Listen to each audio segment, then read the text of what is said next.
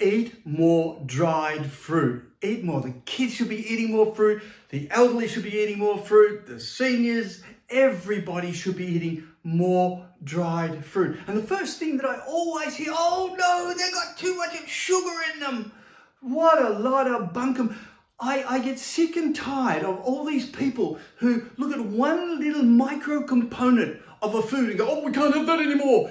I go back to the science and I've looked at dozens and dozens, in fact, hundreds of studies to do with dried fruits in various forms over the last decade. And I can tell you, dried fruits are superfood. But what about the sugar? You see, again, these semi-quasi-nutritionists, and they go, oh yeah, but 60 grams of sugar in prunes. Well, guess what? They happen to be low glycemic, and I'll go into that in a moment. The message is, you've got to look at the whole picture, and nobody does, except me, of course. And the picture is very, very clear. They're good for you. So let me start off painting this picture. So first, eat more dried fruits. And for kids, there is no exception. Every child should be taking dried fruits to school and to kindy and to wherever it is they're going, they should be taking it because it is 100 times better than most of the junk food that they get there. 100 times. That's not scientific, that's my guesstimate. But we've got dried fruits, and here it is. Here is the GI, okay?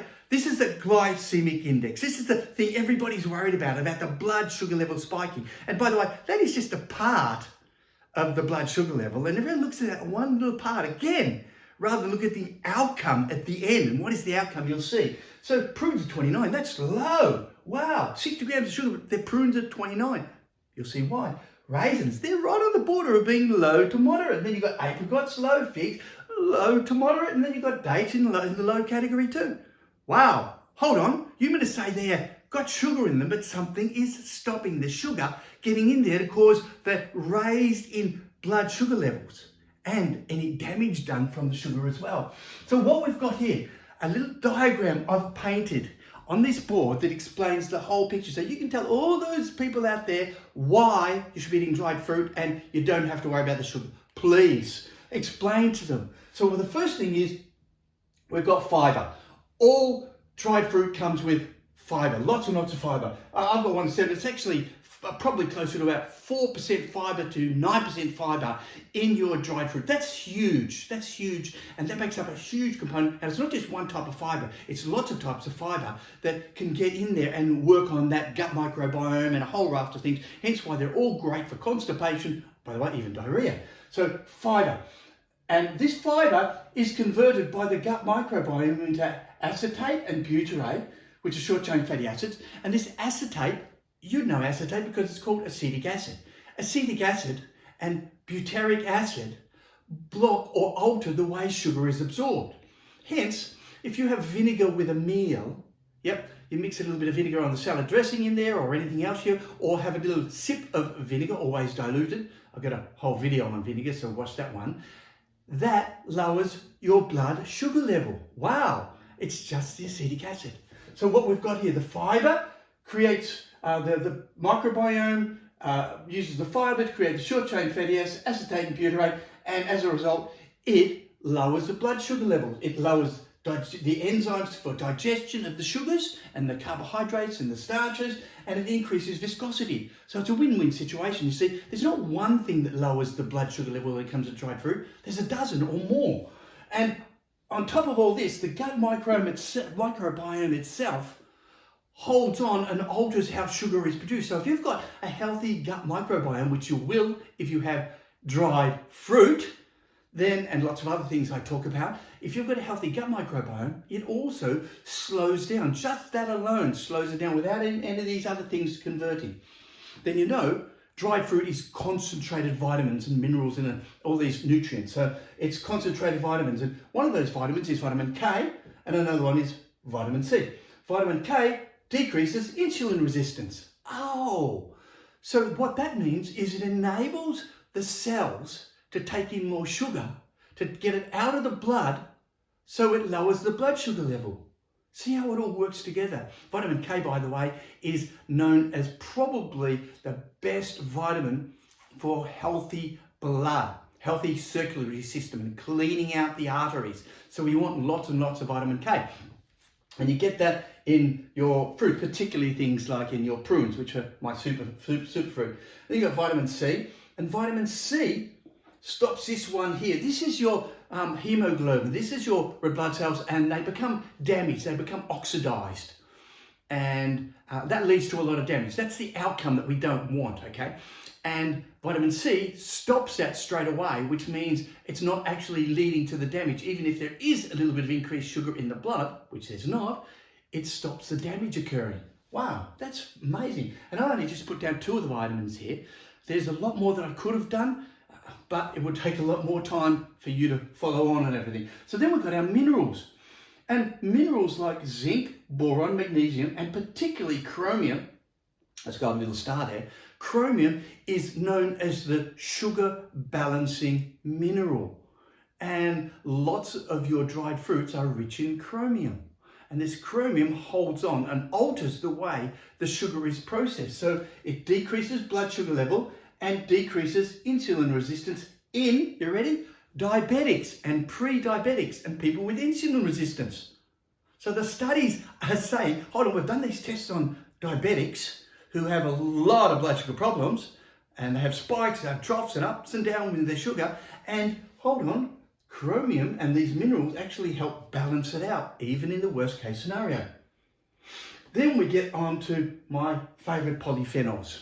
These are the big molecules you get in all of your plants. You know them in turmeric, and people have heard about resveratrol in red wine, and quercetin in apples and onions, and all of these, and they're in all of them. And what we do know, the little bit of research they've done on it, is these polyphenols, things like sorbitol, resveratrol, and I had to put this one in because it's delphinidin.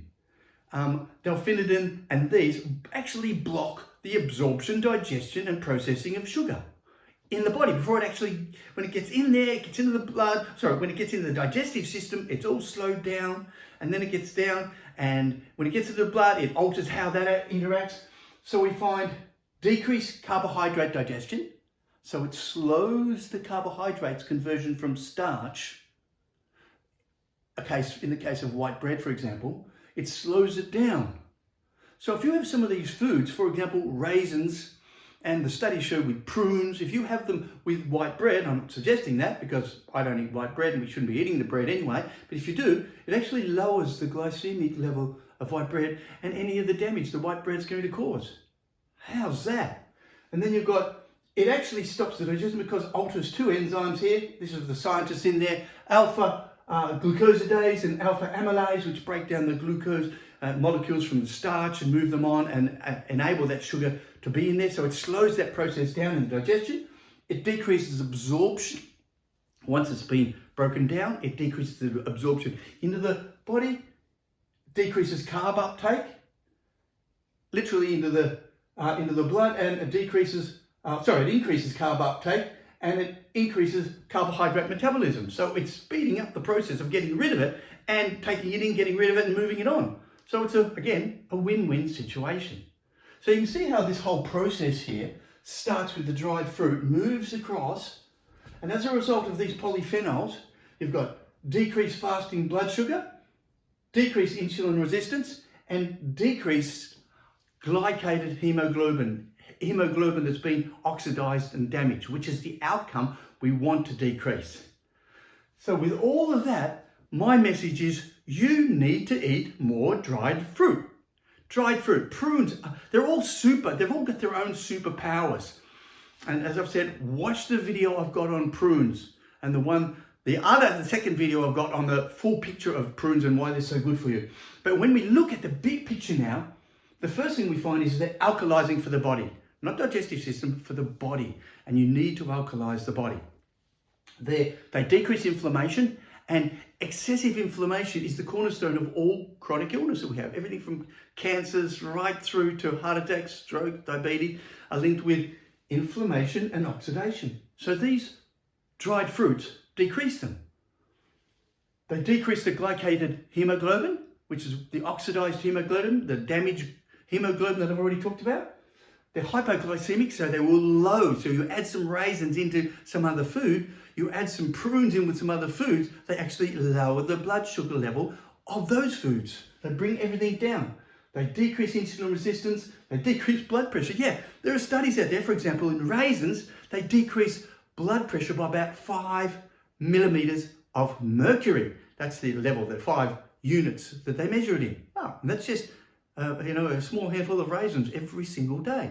What a great way to be able to get the nutrients, to be able to rebalance everything back in your body, and of course get those positive outcomes of decreasing blood pressure.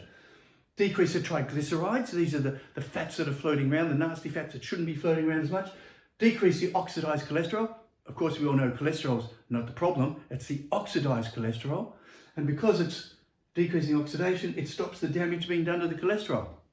Then we've got, it shows a decrease in metabolic syndrome, an improvement in gut health, and my big picture that I try to get to people, everybody to do is look at all the videos I've got on gut health. We have the most comprehensive set of videos on gut health literally in the world, one or another, and how it interacts with all of the various illnesses and conditions and organs of the body. And so dried fruits enable that because of the fiber, because of the nutrients, the polyphenols, they all feed on the gut, and as a result, we get the benefit of it. So we got the increase in gut health, an increase in liver function, and liver function, everybody knows, is critical in terms of non-alcoholic fatty liver and diabetes. Both of these, your gut and your liver, are critical for all these chronic conditions. And you've even got a decrease in some of the sugar-related cancers. Wow, hold on. The big population studies overwhelmingly show that eating more dried fruits leads to a dramatic improvement in your health and well-being.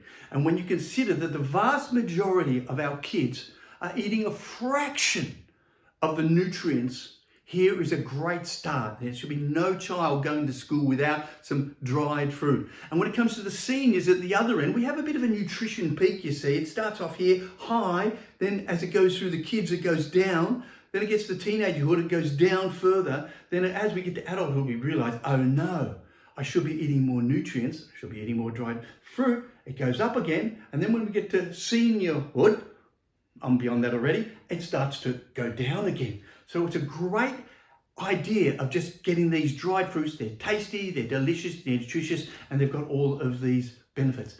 Subscribe, please. Check out all those other videos we've got on gut health and well-being, and let's make a difference.